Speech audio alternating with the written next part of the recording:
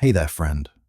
Tonight we're going back, way back to 650 BCE, to the misty hills of ancient Etruria, modern-day Tuscany, where you won't find Renaissance art or fine wine, but something far more brutal and fascinating. You are a young warrior, barely 17 summers old, standing in the pre-dawn fog of the Tyrrhenian coast. Your leather cuirass feels too tight. Your bronze helmet, borrowed from your father who fell last spring, sits heavy on your head. Around you, 300 men breathe in unison, waiting. You don't know it yet, but the tactics you'll learn today have been lost to history, buried beneath Roman propaganda and centuries of silence. The Etruscans, your people, will be painted as soft, decadent, religious mystics by those who conquer you. But that's a lie. Before we begin, welcome. I'm glad you're here. Drop a comment below telling me where you're watching from and what time it is for you. Are you winding down after a long day? Can't sleep? Perfect. You're exactly where you need to be. So, dim the lights, get comfortable, and let me take you somewhere they never taught you in school. You stand in the sacred grove outside Tarquinia. It's spring, 650 BCE, and the olive trees are heavy with silver-green leaves that whisper in the coastal wind. You are Vel Tarquina, 17, son of a fallen Lucumo, a warrior noble. Your hands shake slightly as you grip the wooden practice sword, but you force them still. Around you, 20 other young men stand in perfect silence. Your instructor, Arnth, is 50, but moves like water. He's missing 3 fingers on his left hand, a gift from the Umbrians 10 years ago. He doesn't speak. Instead, he draws a circle in the dirt with his staff, then divides it into 3 segments. You've seen this symbol before, carved into tomb walls, painted on temple ceilings. It means something your people understand instinctively. Warfare is geometry, and geometry is sacred. Arnth finally speaks, his voice like gravel. Romans fight in lines. Greeks fight in walls of shields. We fight in breath. You don't understand yet, but you will. He demonstrates. 3 steps forward, 2 diagonal, 1 back. Not retreat, repositioning. He moves through the pattern 7 times, never breaking rhythm, never hurrying. The enemy sees chaos, he says. We see music. The other boys try to copy him. Most fail. You watch instead, counting the steps in your head, feeling for the rhythm. When Arnth nods at you, you step into the circle. Your feet find the pattern on the 2nd try. Left, left, diagonal right, back, forward. It feels wrong, exposed, but Arnth smiles, a rare thing. Good. Now forget everything I just taught you. Tomorrow we learn why it matters. The sun climbs higher. The grove smells of dust and crushed herbs. Your future is being written in circles you don't yet understand. The next morning arrives cold. You're woken before dawn by the sound of bronze striking bronze, the call to assembly. Your mother handed you barley bread and olives without speaking. She knows where you're going. Every mother in Tarquinia knows. You jog to the training ground outside the city walls, where Arnth waits with 5 other instructors. Today there are 50 students, not 20. Some are older, veterans with scars. Some are younger, barely 14. Arnth doesn't care about age. He cares about whether you can think while someone is trying to kill you. Etruscan warfare, Arnth begins, before the assembled warriors, is not about strength. The Gauls are stronger. It's not about courage. The Samnites are braver. It's about making your enemy confused, tired, and dead, in that order. He pauses. Who here has seen a Greek phalanx? Several hands rise. Yours doesn't. You've never left Tarquinia's walls. Shields locked, spears forward, 8 men deep, unstoppable. Aren't without humour. Until they're not. We fought the Greeks at the Battle of Alalia, 40 ships against 60. We won. Not because our ships were better, because we understood something they didn't. Water has no formations. He gestures and assistants bring out equipment. Small, round shields called palmae, shorter spears, curved swords. Nothing like the hoplon shields and long spears you've heard about. Today you learn the first tactical principle. Appear weak when you're strong. Look strong when you're weak. The space between those two states is where we kill. The lesson begins. For 3 hours, you practice appearing to fall back while actually pivoting. Retreat that isn't retreat. Advance that isn't advance. By midday, your legs burn and your mind feels twisted into knots. But you're beginning to see it. Warfare as deception. Combat as conversation. Week 2. You've learned to move in threes, the basic Etruscan combat unit. You, Larth, a fisherman's son with quick feet, and Thafari, built like a bull, slow but unmovable. 3 points of a triangle. Always triangles with your people, always sacred geometry. Arnth walks among the training triangles, correcting stances. The Romans will call their smallest unit a contubernium, 8 men sharing a tent. The Greeks call theirs an enomotia, 36 men. We use 3. You know why? He doesn't wait for answers. Because 3 men can hold any direction. Because 3 is the minimum for sacrifice, for divination, for truth. Because our gods demand it. Today's drill is brutal. One triangle attacks another. The defensive triangle must not break formation, must not let any attacker through the center point. If they do, all 3 perform punishment exercises, carrying stones up the hill until Arnth says stop. Your triangle faces off against 3 veterans. They're grinning. Bad sign.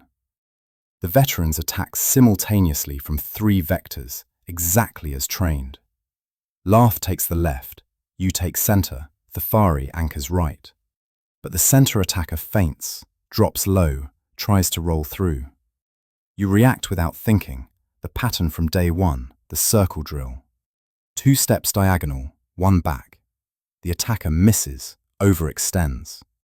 Thafari's practice blade cracks across his ribs. Dead, Arnth calls. The veteran rises, cursing but nodding respect. You've done it correctly. The geometry worked.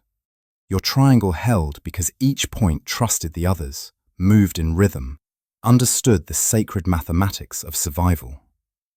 That night, your body aches everywhere, but your mind is quiet. You're starting to think like an Etruscan warrior, not in lines or walls, but in angles, spaces, triangulated death. Month 3 brings the first true test. Arnth announces it simply. Tomorrow we march to Veii. Their Lucumenes have called for aid against Sabine raiders. You will see combat. That night, you don't sleep. You've heard about the Sabines, mountain people, fierce, who take no prisoners. They fight with axes and fury, no formations, no geometry, pure violence. Your mother packs your kit in silence. Barley cakes, dried fish, a water skin. She adds something else, a small bronze figure of Tenia, the sky god. Your father carried this at Cumae, she says. Her eyes are dry, but her hands shake. It didn't save him. Maybe it'll save you. At dawn, 300 warriors assemble. You're organized into centuries, but not Roman centuries of 80 men. Etruscan centuries of 99 men, 33 triangles, 11 groups of 3 triangles each, 3 groups of 11. Everything in threes, everything sacred. The march takes 2 days. You walk through countryside that seems peaceful, rolling hills, olive groves, shepherd boys watching from distant rocks. But Arnth keeps you in formation, even while marching. The Sabines don't announce themselves, he warns. They come from the hills like wolves. On the second night, camped outside Vey's walls, you perform the ritual. Every warrior does. You stand in a circle with your triangle mates, cut your palm with a bronze knife, let 3 drops of blood fall onto the earth. Larth does the same. Tefari. The blood mingles in the dust. We 3 are one, you say in unison, the old words. We guard each other's backs until the gods take us. Tomorrow you'll learn if geometry works when men are actually dying. Tonight you stare at stars and try to remember your father's face. The Sabines attack at dawn, of course. They always attack at dawn. You're jolted awake by the horn, 3 sharp blasts. No time to think. You grab your palmer shield, your short spear, fall into formation. Your triangle forms automatically. You center, Larth left, Thafari right. Around you, 33 triangles snap into position like a living thing. They come from the North Hills, maybe 200 of them. No formation at all, just screaming warriors with axes and round shields, running straight downhill, with gravity adding weight to their charge. The traditional Roman response would be to form a shield wall and receive the charge. The Greek response would be to lock spears and become an iron hedge. Arnth gives neither order. Centuries, advance! The entire Etruscan force moves forward, but not in a line. In 3 wedges, each wedge made of 11 triangle groups, each wedge aimed at a different point in the Sabine charge. It looks like chaos. It's mathematics. Your wedge hits the Sabine right flank at an angle. They expect resistance. Instead, your front triangles pivot, the pattern you drilled for months, creating gaps. Sabines pour through, thinking they've broken your formation. But each gap is a trap.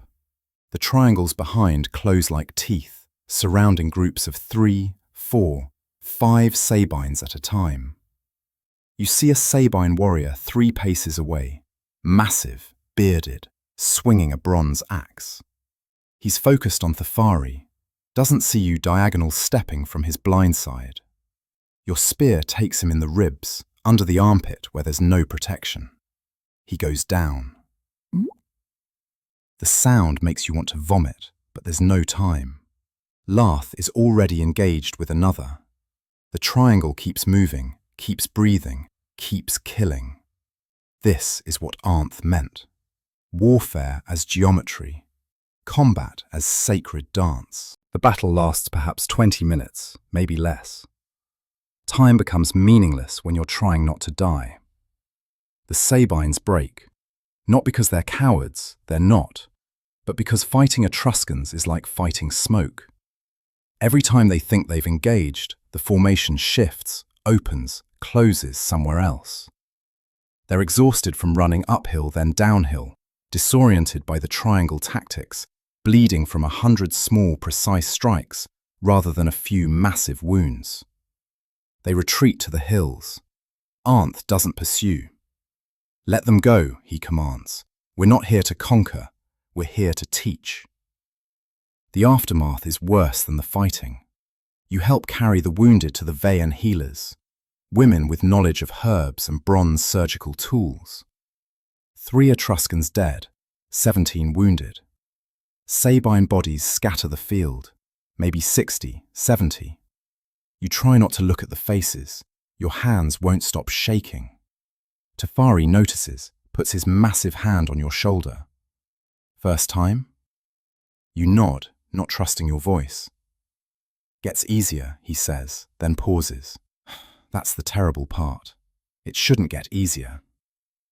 That night, Vey's Lucumo throws a feast. Roasted boar, wine sweetened with honey, bread so white it seems impossible. You can't eat. The bronze talisman your mother gave you feels heavy around your neck. You return to Tarquinia different.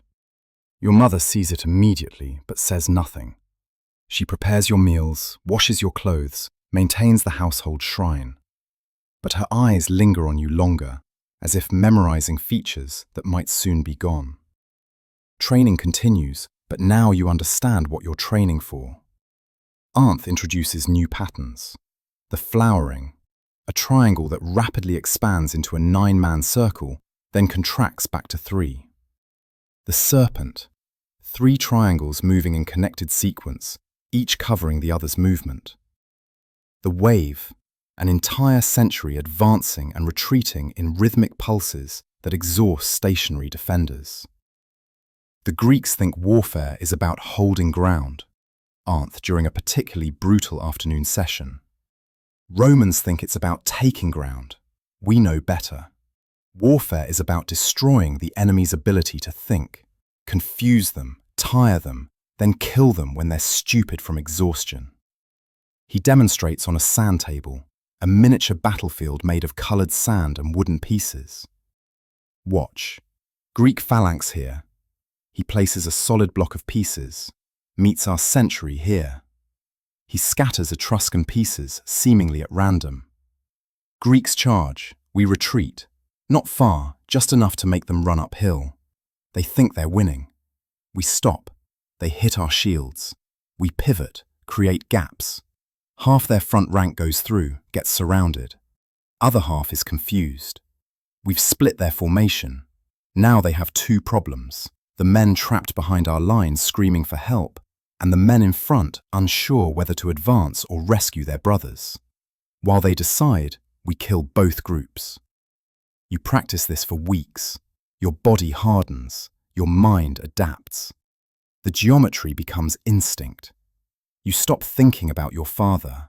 You stop thinking about the Sabine's face. You become what Etruria needs, a weapon wrapped in mathematics. Summer brings war with the Volscians, not raiders this time, an actual army, maybe 2,000 strong, marching on the coastal settlements. Tarquinius Lucumo calls up 4 centuries. You're in the second. The march south takes 5 days. You're harder now, can walk from dawn to dusk without complaint. The landscape changes, coastal plains giving way to marshland, rivers that need fording. Arnth uses the march for training, constantly calling random formations, making centuries wheel and reorganize while moving. If you can't form up while walking, he says, you can't form up while dying. The Volscians are waiting at a place called the Astura River. They've chosen their ground well, good defensive position on a low ridge, flanks protected by marsh. A Roman general would see a difficult frontal assault. A Greek would probably refuse battle and try to starve them out. The Etruscan commander, Larth Porsenna, no relation to your training partner, studies the field for perhaps an hour. Then he smiles. They think they've trapped themselves in a good position. Let's show them they're right about the trap, wrong about who's caught. The plan is insane. Your century and 2 others will attack frontally, but not to win, to appear to lose. You'll advance, engage, then break and run. The Volscians will pursue downhill into the marsh, breaking their own formations, chasing scattered Etruscans. That's when the 4th century, hidden in the marsh reeds since before dawn, will hit their flanks. You're the bait, Arnth tells your century. That means some of you will die for real, not in practice. If you run too early, they won't pursue. Too late, you won't make it out. We need to look defeated while staying alive. Think you can manage that? Around you, warriors grip their shields tighter. No one answers. The answer is the attack. The attack begins at noon. Your century advances in the standard 3-wedge formation, shields up, spears ready. The Volscians watch you come, confident. They outnumber your force 3-1. They have high ground. They're wearing heavier armor, bronze breastplates versus your leather. Halfway up the ridge, their archers open fire. Arrows fall like rain. Your shield takes 2 hits, heavy bodkin points that punch through the outer layer. Someone behind you screams. Keep moving. Geometry holds. You hit their line hard. Real combat, not practice. Your spear breaks on a Volscian shield. You draw your curved sword, the Machaira, designed for cutting. The man in front of you is older, greying beard, missing teeth. He's good. His spear comes at your throat. Larth's shield deflects it. Your sword opens his thigh. The Fari's spear finishes it. The triangle works even here, even in blood and chaos. Then Arndt's horn sounds, 3 short blasts. The signal. Your century breaks. Not in panic, in controlled dissolution. Each triangle separates, running downhill at angles, appearing scattered and defeated. The Volscians roar and pursue. You can hear their commanders shouting to maintain formation, but when you smell victory, discipline evaporates. They chase you into the marsh. You know where to run, the solid paths marked before dawn with reeds bent in specific patterns. The Volscians don't. They plunge into water thinking it's firm ground, sink to their knees, their waists. Their heavy armor becomes an anchor. That's when the hidden century rises from the reeds. 300 fresh warriors appearing like swamp demons, hitting the Volscian flanks while they're immobilized. The other 2 centuries wheel and attack from behind. The trap closes. The geometry works. It always works. Unless you're one of the 37 Etruscans who died making it work. Victory feels hollow when you're burning your friends' bodies. Etruscan tradition demands fire, not burial. You stand with your century around the pyres, 37 of them, arranged in sacred geometry, even in death.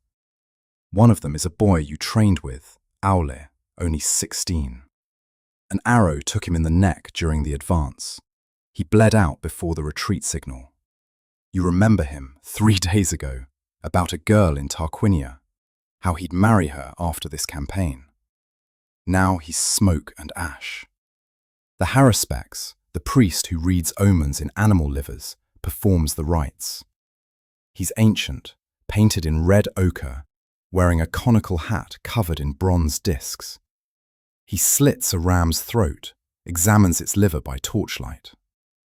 The gods are pleased, he announces. The victory was righteous, the dead are honored. You wonder if Aule cares about righteousness now.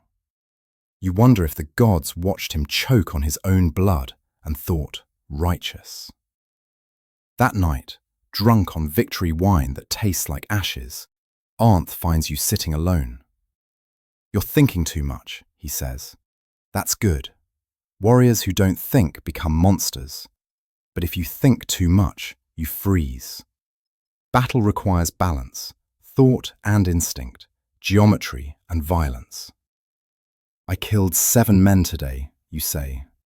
The wine makes you honest. I don't remember their faces. Shouldn't I remember their faces? Arndt sits heavily. I've killed hundreds, thousands maybe. I remember 3 faces. The first man I killed. The man who gave me this. He holds up his 3-fingered hand. And a boy about your age who begged in a language I didn't understand. Those 3 haunt me. The others? Necessary mathematics. That's what lets me sleep. He pauses. Mostly sleep. Autumn. 6 months since training began. You're no longer the nervous boy in the olive grove. You're Vel Tarchner, warrior of the 2nd century, veteran of 2 battles, carrier of scars both visible and otherwise. But today brings something different.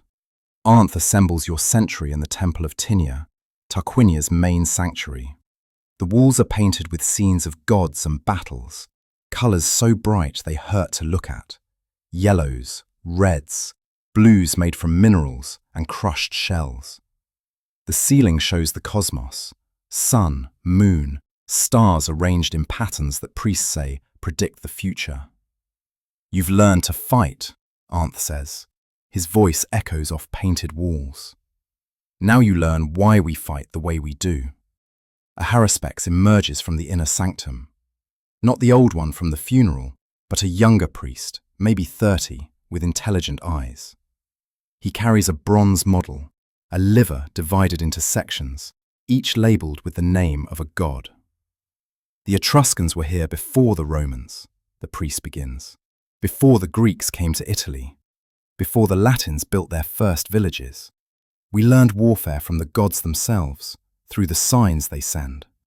Every battle, every formation, every tactic comes from reading the cosmos. He points to the liver model. The universe is divided into 16 sections, 16 gods, each ruling a direction, a time, a type of combat.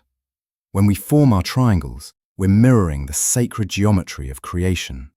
When we create gaps in formation, we're opening doorways between the mortal and divine realms.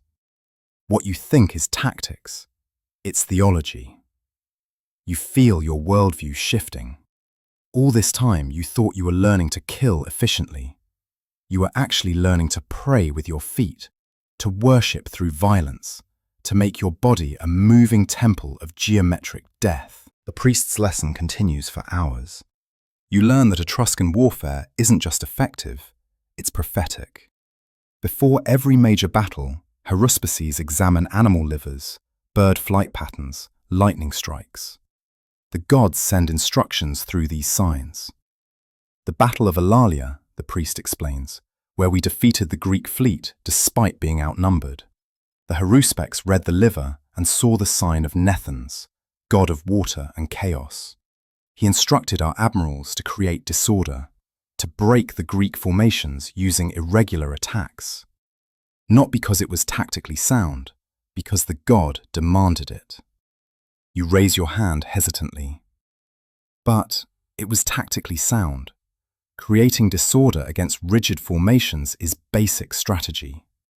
The priest smiles. Exactly, the gods aren't fools. Their instructions work in both the divine and mortal realms. Strategy and theology aren't separate. They're the same thing viewed from different angles. Arndt nods approvingly. This is why we'll survive when other peoples fall. Romans rely on discipline. Greeks rely on courage. Both are useful, but we rely on reading the patterns of reality itself. We adapt because the gods show us how. After the lesson, you walk Tarquinia's streets, seeing everything differently. The city is built on a grid aligned to sacred directions. The gates face specific compass points. Even the tombs outside the walls are positioned according to divine geometry. Your entire culture is one massive tactical formation. That evening, you attend a banquet at a Lucumo's house. The walls show frescoes of warriors and dancers, athletes and musicians. Etruscan nobles feast reclining, men and women together, scandalous to Greeks and Romans who segregate their women. Here, women own property, hold religious offices, fight in some legends. The painted figures smile, drink, celebrate. They look nothing like warriors. But you understand now, they are warriors, just fighting on multiple planes of reality simultaneously. Winter arrives, bringing an unexpected enemy: peace. No campaigns, no battles, just endless training in cold rain. You practice in mud that sucks at your feet, under skies grey as iron. The geometry becomes even more important when you can't see clearly, when the ground betrays your footing. Arndt introduces a new drill: night combat. Most armies don't fight at night, he explains. They can't maintain formations in darkness. We can. The trick is sound and touch. Each triangle learns to move by listening to the breathing of the other two members. Larth breathes heavy through his nose. Thafari has a slight wheeze from a childhood illness. You control your breathing consciously. Together, you create a rhythm that guides movement in absolute darkness. The training is miserable. You practice in the temple crypts where no light penetrates, learning to trust your ears over your eyes. You stumble, crash into walls, accidentally spear Thafari in the foot. He doesn't speak to you for a week. But slowly, impossibly, it works.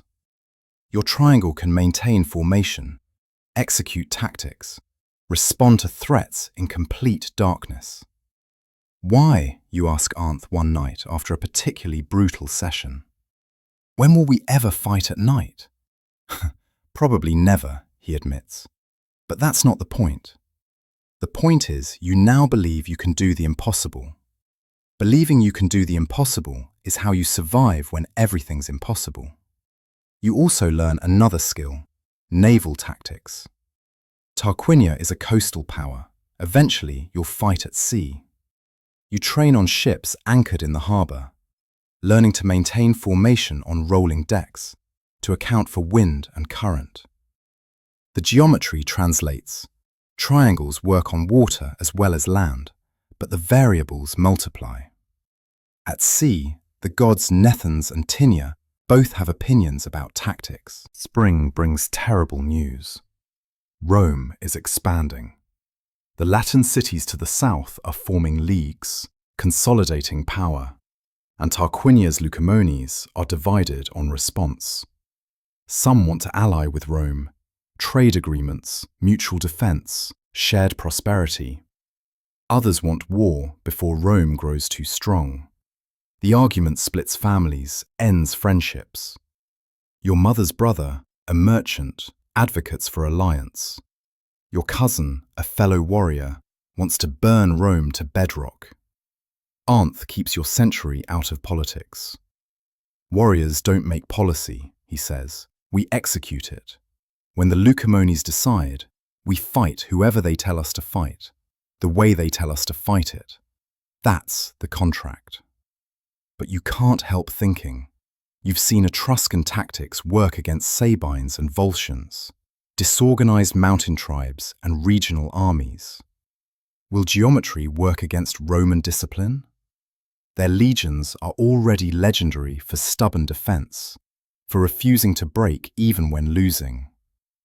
The answer comes through an unexpected source: deserters. 3 Roman soldiers, fleeing punishment for some crime, seek asylum in Tarquinia. The Lucumones grant it in exchange for information about Roman military organization. You attend the interrogation. The Romans describe their manipular system. Small units called maniples, 30 men each, arranged in 3 lines with gaps. Cavalry on the flanks. Triarii veterans in the back. It sounds rigid, predictable. But then one deserter mentions something else. We train to fill gaps, he says. If a maniple breaks, the one behind moves forward to plug the hole. The formation heals itself. You see Arnth's face go still. Self-healing formations. That's the counter to Etruscan tactics. If you can't create permanent gaps, you can't isolate and destroy enemy units. The geometry might not work. For the first time since training began, you see worry in your instructor's eyes. The concerns about Rome fade temporarily when a new crisis emerges. Pirates. Tyrrhenian pirates, to be specific, renegade Etruscans who've rejected city-state authority and turned to raiding coastal settlements. This includes Etruscan settlements. They know our tactics because they're us. Your century is assigned to marine patrol. You spend weeks at sea learning to hate boats. The constant motion, the smell of salt and vomit, the endless horizon offering no landmarks. But you also learn that Etruscan naval tactics are terrifying. Your ship, a pentaconter with 50 oars, operates with 2 other ships. 3 ships, 3 points of a triangle, even at sea. When you spot a pirate vessel, you don't attack directly. Instead, your triangle formation approaches from different angles, cutting off escape routes, herding the enemy into a predetermined zone. The first engagement happens on a calm morning. The pirate ship is faster, better crewed. They try to run, but everywhere they turn, an Etruscan ship blocks the path. After 3 hours of this, they're exhausted from rowing. That's when your triangle closes. You board their ship while Thafari and Lath provide spear support from your vessel's deck. The fighting is savage, close quarters, no room for formations, just knives and desperation. You kill 2 men, both screaming curses in Etruscan.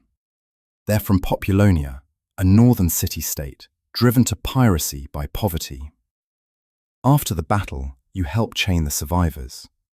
They'll be sold as slaves, to Greeks probably, or Carthaginians. One pirate, bleeding from a head wound, spits at you. "Traitor," he says, "we're the same people." You have no answer. He's right. The Etruscan cities have never united, never formed a true league. You fight Volscians together, but enslave each other. The geometry works perfectly, for those who can afford to learn it. Summer, your 2nd year of service. You're 19 now, a veteran by any standard. You've killed maybe 30 men, survived 4 battles, earned enough pay to buy a small plot of land outside Tarquinia. You could retire, become a farmer, marry, raise children who might become warriors. You don't, because Arnth offers you something rare: promotion to junior instructor. You understand the geometry, he says. More importantly, you understand why it matters. I need someone to train the next cohort. They respond better to someone closer to their age. So you become a teacher. It's harder than fighting. The new recruits are clumsy, slow, ask stupid questions. You were never this incompetent, were you? You were worse, he assures you.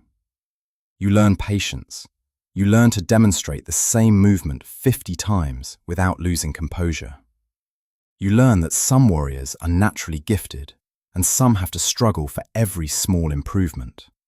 And the ones who struggle often become better in the long run because they understand why each detail matters. You have 30 students. You divide them into 10 triangles. One triangle, led by a boy named Vel Laza, coincidentally sharing your first name, shows real promise. He's quick, smart, asks the right questions, reminds you of yourself. Another student, Raventhu, is massive and slow, but absolutely fearless. Refuses to quit even when bleeding. You make him the anchor of his triangle because he'll never retreat, never break, never stop. Different warriors have different roles. The training cycle continues. You teach the circle drill, the pivot, the false retreat. You watch your students make the same mistakes you made. You watch them improve. And you understand what Arnth meant. Teaching warfare is itself a form of warfare. Against ignorance, against chaos, against the entropy that dissolves formations and gets people killed. The Lucumones finally make their decision about Rome. Alliance. Trade, not war. Many warriors are angry. They see Rome's expansion and smell future conquest. But the decision is made. A delegation goes to Rome to formalize the agreement. You go with them as part of the honor guard, 20 warriors to demonstrate Etruscan military presence without threatening. It's political theater, and you're a prop. Rome is not what you expected. It's small, dirty, crowded. The buildings are timber and mud brick, not the painted stone of Tarquinia. The streets smell of sewage. The people wear plain wool, undyed, functional. No art, no grace, no geometry. But their military camp is immaculate. You're given a tour by a Roman centurion named Gaius Marcius. He shows you the defensive ditches, the regular spacing of tents, the watch rotations. Everything is standardized, measured, repeated. No creativity, no adaptation, but no mistakes either. Your tactics are impressive, Gaius admits through a translator, but they require skilled warriors. Our system works with average men. We can replace casualties faster than you can create experts. It's true. Training an Etruscan warrior takes years. Training a Roman legionnaire takes months. Quality versus quantity. the ancient equation. You watch the Romans drill. Their formations are rigid compared to Etruscan fluidity, but they're solid, predictable, and there are so many of them. For every Etruscan warrior, Rome can field 3, 4, 5 legionnaires. That night, discussing with Arnth, you voice your concern. If we ever fight Rome, we'll win the battles but lose the war. Arnth nods slowly. That's why the Lucumones chose alliance. Sometimes the best tactics is not fighting. He pauses. Of course, Romans aren't stupid. They're learning from everyone they meet, including us. The thought chills you. What happens when Romans combine their numbers with our geometry? Back in Tarquinia, you resume training recruits, but the Rome visit haunts you. You begin experimenting with modifications to traditional Etruscan tactics. What if you combine the geometric fluidity with Roman-style depth? What if triangles could operate both independently and as part of larger, rigid formations? Arnth watches your experiments with interest. You're thinking beyond what I taught you, he says. Good. Tactics that don't evolve die with the warriors who use them. You work with Vel Laza, your most promising student, to develop a new formation, the fortress flower. It starts as a tight Roman-style square, 63 men in 3 ranks. Solid, predictable. But on signal, it can bloom outward into 21 triangles, each operating independently, then contract back to the square for defense. The first time you test it, disaster. The transitions are too slow.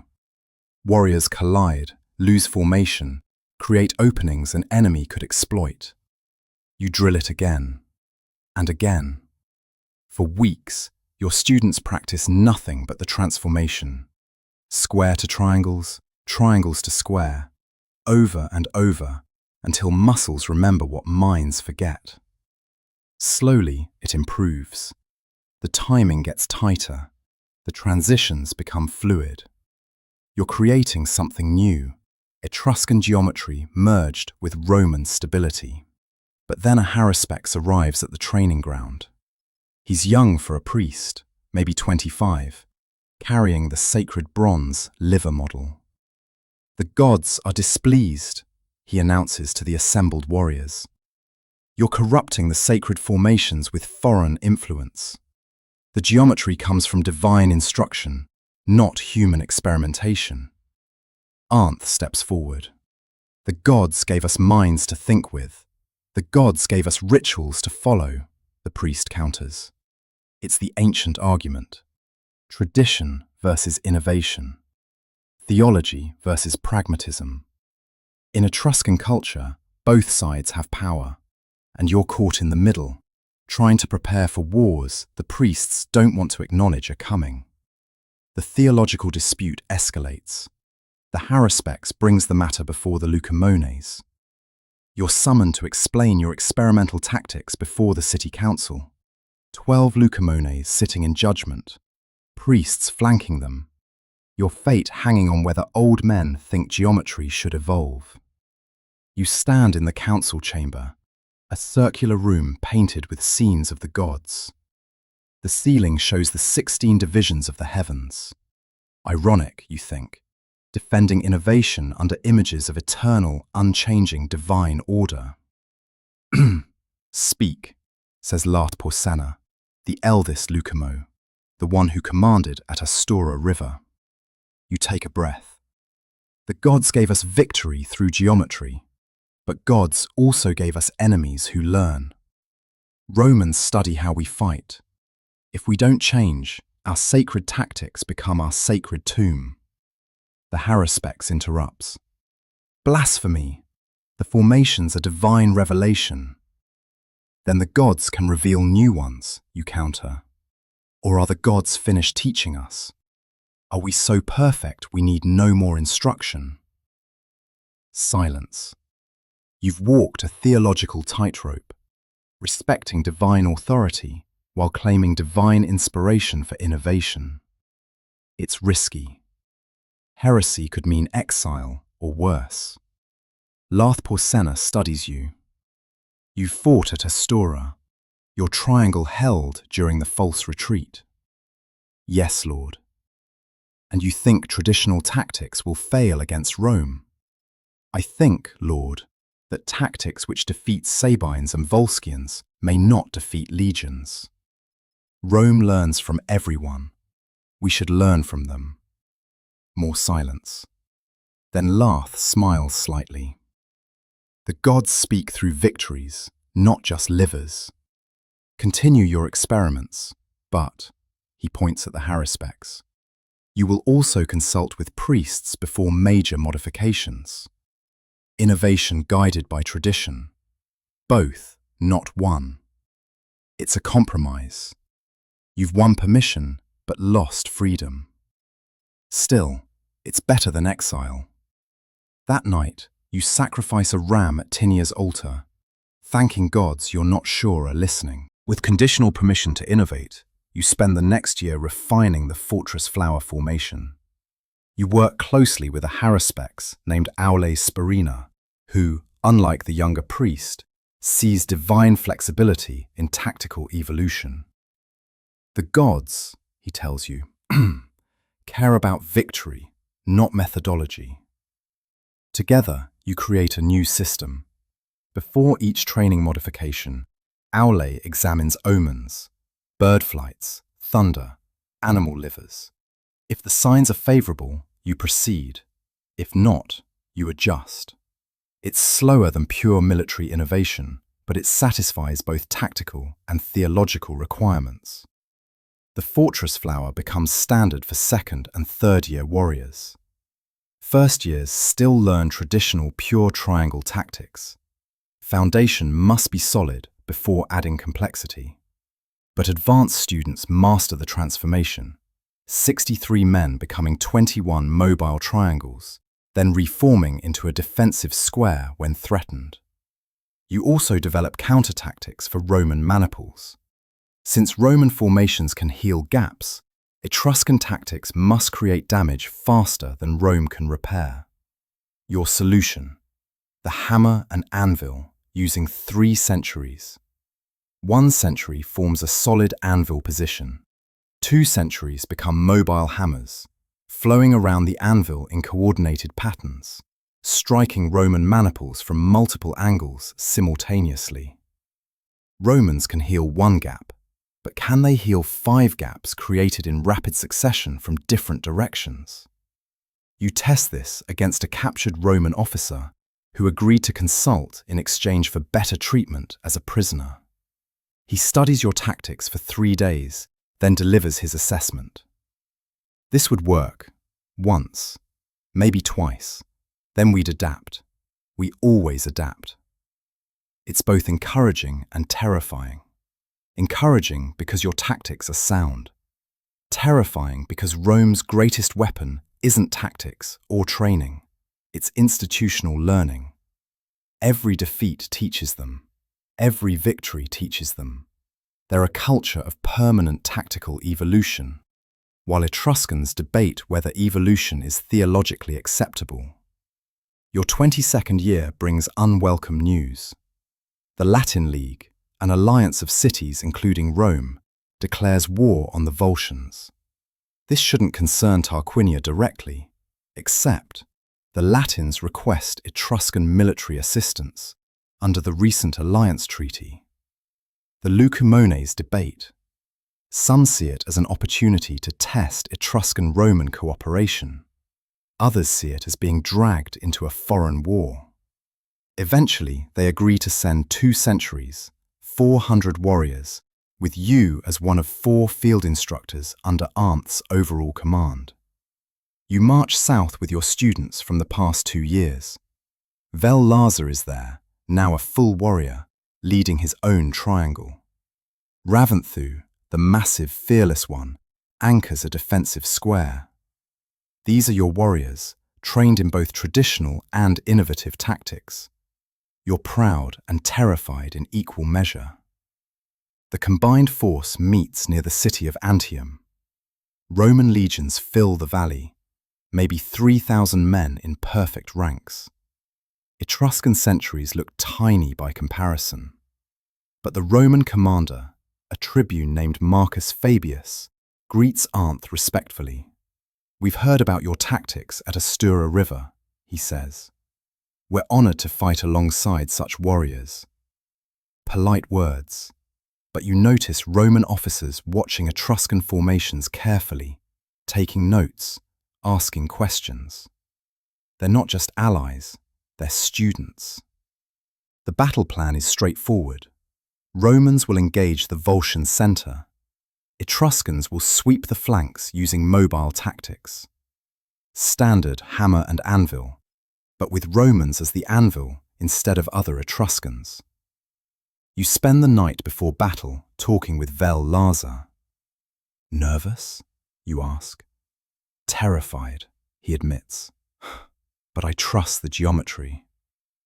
You want to tell him geometry isn't magic, that men die despite perfect formations, that mathematics can't stop a spear. But you don't. Let him have his faith. It might save his life. Faith sometimes does. The Volscians attack at dawn.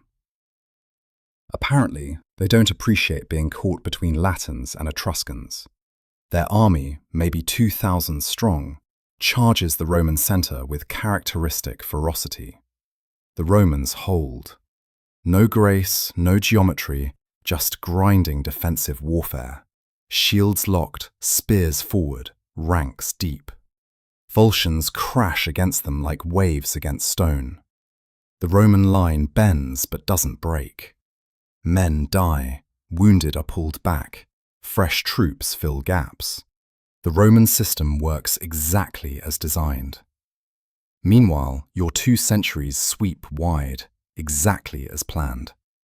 The Volscians have light skirmishers protecting their flanks, 50 men maybe, armed with javelins and small shields. Against traditional tactics, they'd be adequate. Against Etruscan triangles, they're doomed. Your triangles flow around them like water around stones. The skirmishers throw javelins, most miss, a few hit shields. Then the triangles close. 3 men surrounding 1, coordinated strikes, geometric death. The flanks collapse in minutes. Now comes the crucial moment. Your sentries wheel inward, preparing to hit the Volscian main force from behind, while Romans hold them in front. Classic hammer and anvil. But the Volscian commander is smarter than expected. Seeing his flanks destroyed, he doesn't retreat.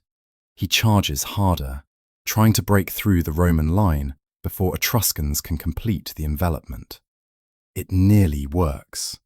The Roman center buckles, gaps appear in their lines. You make a split-second decision. Instead of completing the planned attack on the Volscian rear, you order your sentries to plug the Roman gaps. Your triangles flow into the spaces, creating hybrid Etruscan-Roman positions. It's improvised, messy, nothing like the clean geometry you practiced. But it works. The line holds. The Volscians break and run. Victory. But as you stand amid the carnage, you realize something troubling. You just taught Romans how Etruscan tactics can support their formations. You've made them stronger. After the battle, the Roman tribune Marcus Fabius seeks you out personally. "That maneuver," he says, "when your warriors filled our gaps, brilliant. Could you teach us how to do that?" Here it is, the moment you feared. Rome asking directly for Etruscan tactical secrets. If you refuse, you insult an ally. If you agree, you arm a future enemy. Because you're certain now, Rome will eventually turn on the Etruscan cities. Maybe not this year, maybe not this decade, but expansion is their nature.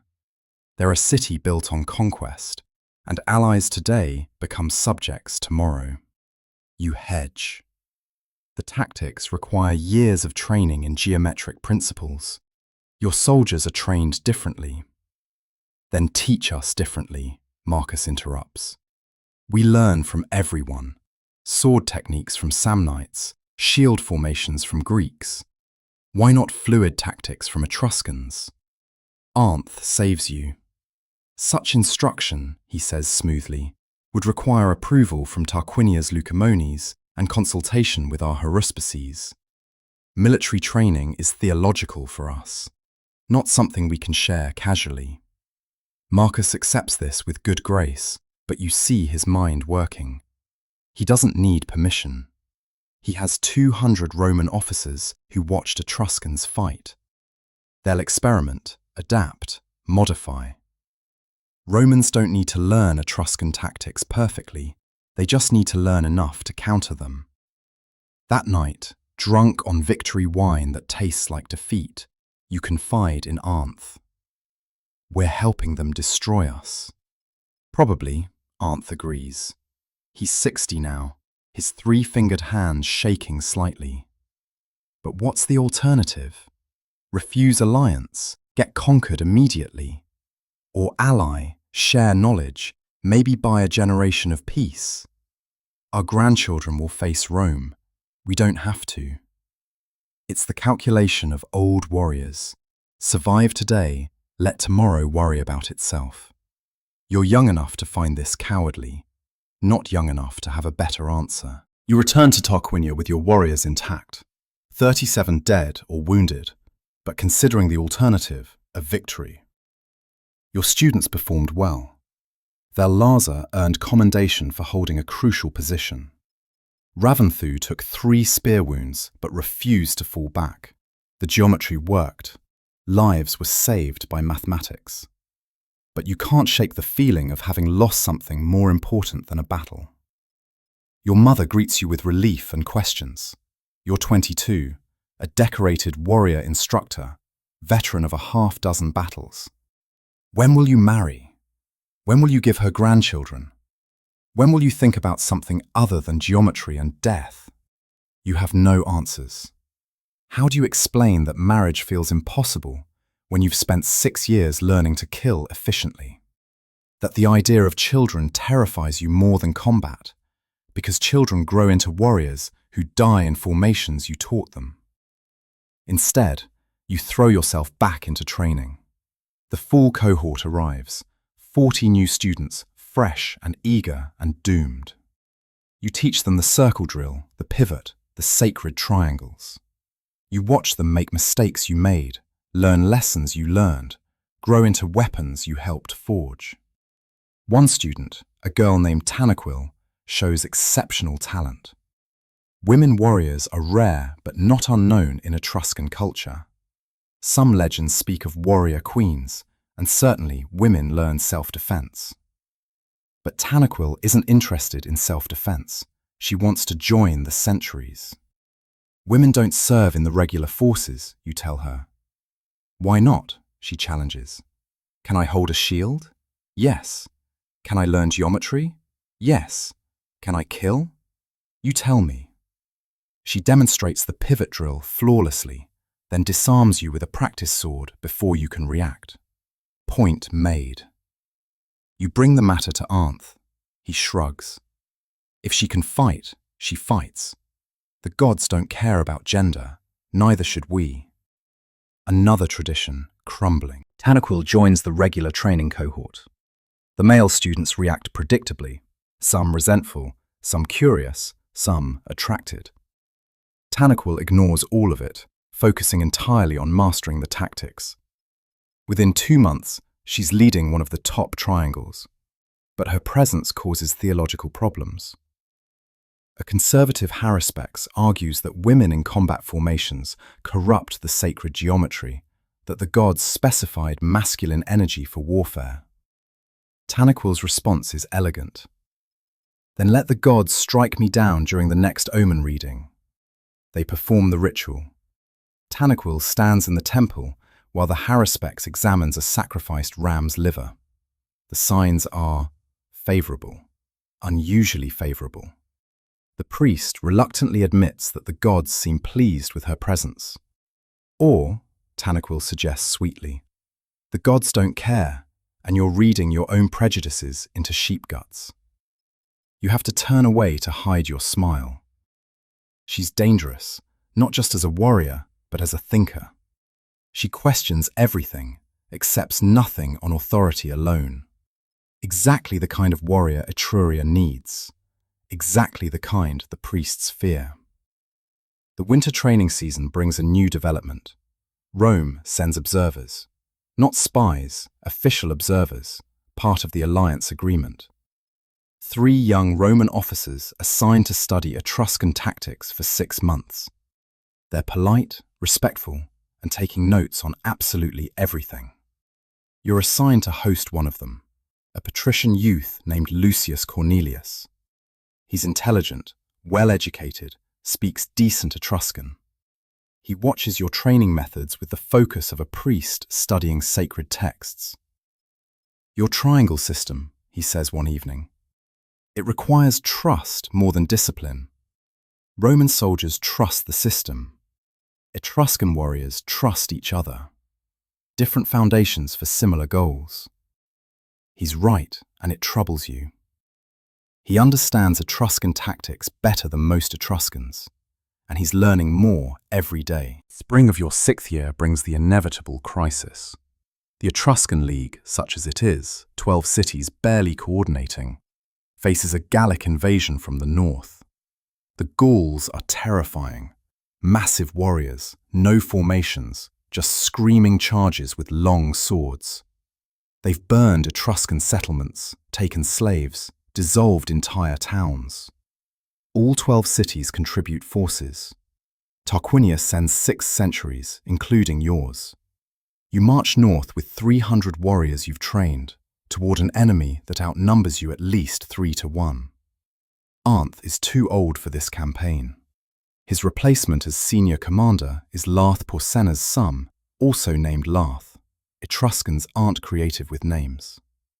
He's young for the position, maybe 30, but he's studied every tactical text, consulted with every haruspex, and has absolute faith in Etruscan superiority.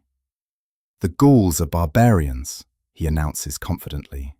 No tactics, no discipline. Our geometry will cut through them like a bronze blade through cloth. You're not so confident. You've seen what happens when geometry meets overwhelming force. Mathematics works until it doesn't. The 2 armies meet near the city of Clusium. The Gauls are bigger than expected. Maybe 5,000 warriors, some on horseback, all wearing torques of gold and bronze, carrying shields taller than a man.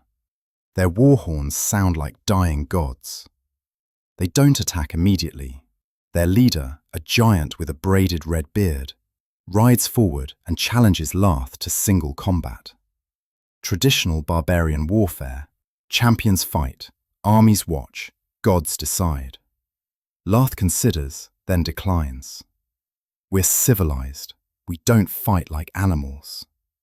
The Gaul spits, curses in his language, and returns to his army. You realize what just happened. Larth refused to engage in their cultural warfare. He's dismissed their traditions, insulted their honor. This won't be a battle. This will be a slaughter. Theirs or yours, uncertain. The Gauls attack like a landslide. No formations, no tactics. Just 5,000 screaming warriors running downhill with gravity and fury behind them. The sound alone is terrifying. War cries, horns, the thunder of feet shaking the ground. Larth orders standard defensive formation, sentries in 3 lines, each sentry ready to rotate as warriors tire. It's the traditional Etruscan response to massed assault. It should work. The mathematics are sound. The Gauls hit your front line like a hammer striking glass. Your warriors hold for about 30 seconds. Then the sheer mass of the charge overwhelms the geometry. Triangles collapse under pressure they weren't designed to withstand. Warriors go down under multiple opponents. The sacred formations dissolve into individual fights for survival. You're in the second line, watching the first line disintegrate. This is the moment commanders train for. when tactics fail and improvisation determines survival. Lath freezes, exhales sharply, unable to process that his perfect formations aren't working. You don't freeze. You've spent 6 years studying, adapting, questioning. Sentries, collapse to the fortress, you shout, hoping someone hears. Some do. Your trained warriors recognize the fortress flower formation, the hybrid you developed 3 years ago. They form tight, defensive squares, 63 men each, packed close enough that the Gauls can't use their longer swords effectively. The squares become islands of resistance in a sea of chaos. It's not victory, it's survival. The Gauls surround the squares, looking for openings, but Etruscan discipline holds. Short spears thrust outward, shields lock, formations maintain. The Gauls are brave, but not suicidal. They fall back, regroup, attack again. You hold. For 3 hours you hold. Not winning, not advancing, just refusing to die. And sometimes, in warfare, refusing to die is its own kind of victory. As sunset approaches, something unexpected happens. The Gauls withdraw. Not in defeat, they've won this battle by any measure. But Celtic tradition says you don't fight in darkness. Night belongs to ghosts and gods. The battlefield goes quiet, except for the moaning of wounded. Your 6 sentries have been reduced to maybe 400 effectives. Lath is dead, killed when the front line collapsed, spine broken by a Gaulish sword. You're the senior surviving commander. Congratulations. You've inherited a losing situation.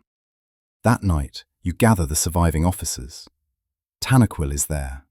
She held her square throughout the assault, killed 7 Gauls, earned respect even from skeptical male warriors. Vellaza is there, bleeding from a dozen wounds, but alive. Raventhu is dead, stood his ground when everyone else retreated, killed 11 Gauls, finally went down under sheer numbers. You find yourself grieving for the fearless student who never learned to retreat. We can't win this battle, you tell the assembled officers. The Gauls outnumber us 3-1, and our formations can't handle their mass tactics. So we don't fight this battle, we fight a different one. You propose something radical. Night retreat to Clusium's walls, abandoning the field. It's shameful, cowardly, contrary to every principle of Etruscan warrior culture. But shame beats death. Some officers object. The gods demand we hold our ground. The gods, you interrupt, can demand from the living. The dead don't hear divine commands. It's borderline blasphemy, but you're too exhausted for theology. The vote is close, but survival wins. Under cover of darkness, you retreat. The wounded are carried. The dead are left. Another violation of tradition. Etruscan culture demands funeral pyres. You demand living warriors. By dawn, you're behind Clusium's walls, safe, alive, defeated. The Gauls will call it cowardice. History might too. You call it mathematics. 400 living warriors are more valuable than 600 corpses. Clusium's Lucumones are furious. You abandon the field, left Etruscan dead for carrion, violated sacred military tradition. They want you executed for cowardice. You stand before another council, covered in dried blood, wearing broken armor, defending decisions made in conditions these comfortable old men will never experience. I preserved 400 warriors, you state. If that's cowardice, execute me. But execute me after the Gauls are dealt with, because you need every warrior you have. The oldest Lucumo, ancient and scarred, studies you. The gods are silent on the subject of tactical retreats, you interrupt. Show me the omen that says we should have died gloriously. Show me divine instruction to waste lives against impossible odds. Dangerous words, but you're beyond caring. You've spent 6 years serving a Etruscan military tradition. You've killed for it, taught for it, nearly died for it. And when tradition demanded you sacrifice 400 warriors for honor, you chose their lives instead. If that's heresy, so be it. Tanaquil speaks up, bold for a junior warrior, borderline insubordinate. The gods preserved us. We held impossible positions for 3 hours. If the gods wanted us dead, we'd be dead. We're not. Therefore, survival was divine will. It's clever theology, turning the argument around. You're not violating divine command, you're fulfilling it. Survival itself is the sign. The Leucomones debate. Hours pass. Finally, you will not be executed, but you're relieved of command pending theological review. It's a compromise. You're alive, but disgraced. That night, the Gauls attack Clusium directly. Their siege tactics are crude but effective. Burning, scaling ladders, massive pressure on the gates. Your 400 survivors man the walls. The geometry that failed on open ground works perfectly in defensive positions. Narrow passages, controlled approaches, limited vectors. The Gauls break against stone and bronze. By morning, they've had enough. They withdraw north, satisfied with the loot they've already taken. The theological review takes months. Haruspices examine omens, debate sacred texts, consult liver after liver. You're suspended from teaching, forbidden from military service. You return to Tarquinia in disgrace, a decorated veteran treated like a criminal. Your mother doesn't care. You're alive, she says simply. That's all that matters. Maybe. But you're not sure you're alive in any meaningful sense. You spend days wandering the city, visiting the painted tombs outside the walls. Etruscan tradition fills tombs with images of feasting, dancing, music. The dead are shown celebrating, not suffering. Death is a banquet, not a punishment. You think about Ravanthu, Larth Porsenna, the 200 Etruscan warriors left on the field at Clusium. Are they feasting in the afterlife? Or do they wander, angry at being abandoned? The painted tombs don't show abandoned corpses. Tradition doesn't account for pragmatic retreat. After 3 months, the verdict arrives. Theological censure, but no formal punishment. The haruspices ruled that your retreat violated tradition, but didn't violate divine will. It's a careful distinction. You're wrong, but the gods don't care. More importantly, you're reinstated. Etruscan cities need every trained warrior instructor, even disgraced ones. There's talk of another Roman request for military cooperation. There's talk of Carthaginian alliances. There's talk of more Gallic movements. You return to training, but something has changed. You teach the traditional formations, the sacred geometry, the triangle tactics, but you also teach what you learned at Clusium. Geometry has limits. Tactics fail. Survival sometimes requires abandoning everything you've been taught. Your students listen with the attention warriors give to those who've actually faced the worst. You're not teaching theory anymore. You're teaching scars. Tanaquil, now officially recognized as a full warrior, becomes your assistant instructor. Together, you train the next generation to be better than the traditions that made them. 2 years pass. You're 26 now, senior instructor, co-teaching with Tanaquil, who's become famous as Tarquinia's first officially recognized female warrior. Your experimental tactics, the fortress flower, the hammer and anvil, the pragmatic retreat protocols, are now standard curriculum, though conservative haruspices still complain. Rome continues expanding. They've absorbed the Latin League, defeated the Volscians, pushed into Samnite territory. Every victory teaches them new tactics. You hear reports that Roman legions now use triangle-based formations for skirmish operations. They're learning Etruscan geometry, combining it with their own systems. Your worst fear manifesting. Then comes an invitation that changes everything. Rome requests Etruscan military advisors for a campaign against the Samnites. Specifically, they request you by name. Marcus Fabius, now a senior tribune, remembers the warrior instructor who improvised hybrid formations at Antium 5 years ago. The Tarquinian-Lucumones debate. Some see it as an honor. Others see it as Rome slowly absorbing Etruscan military knowledge. Arnth, now 70 and barely able to walk, summons you privately. Go, he says, not because Rome requests it, because you need to see what they've become. They're not the simple legions from 10 years ago. They've evolved, adapted, become something new. You need to understand the enemy we're pretending is our ally. So you go to Rome, taking Tanaquil and Vellaza with you.